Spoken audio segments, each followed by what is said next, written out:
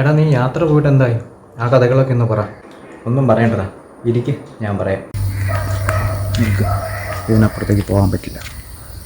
ചേട്ടാ, ബിഗ് ബാങ്ങിന് മുമ്പ് പോയാൽ കൊള്ളാമെന്നുണ്ട് എനിക്ക്. ബിഗ് ബാങ്ങിന് മുമ്പ് ദൈവത്തിൻ്റെ സ്ഥലമാണ്, നീ കിട്ടോ?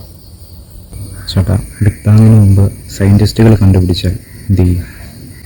ഇതുപോലെ തന്നെ അതിനു മുമ്പ് ദൈവത്തിൻ്റെ സ്ഥലമാക്കും. അപ്പോൾ ഈ കണ്ടുപിടിച്ചതെല്ലാം ദൈവത്തിൻ്റെതാണ്. എനിക്ക് F=m എന്താണെന്നറിയാം.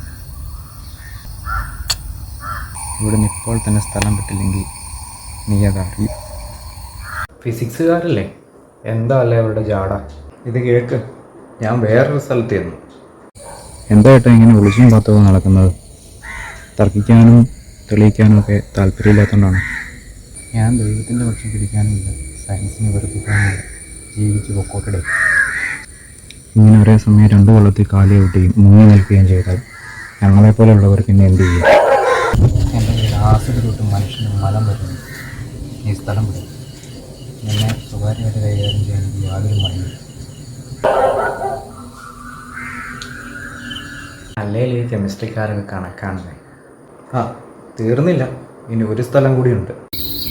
അതെ, ഏത് ചാപ്റ്ററാണ് പഠിപ്പിക്കാൻ പോകുന്നത്?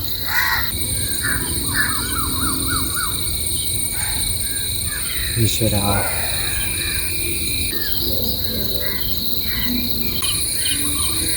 എവല്യൂഷൻ. മനുഷ്യനുണ്ടായത് എവല്യൂഷൻ വഴിയാണ്. അറിയാം. ഈശ്വര,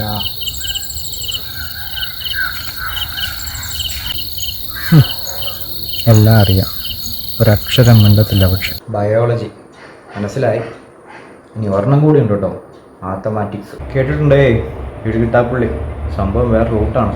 കണക്കിന് തുല്യം കണക്ക് മാത്രം, വേറൊന്നും അറിയണ്ടായിരുന്നു. ഒരു അധോലോക സെറ്റപ്പാണ്, നോക്കിയാൽ കാണില്ല, പക്ഷെ നല്ല പേരാണ്.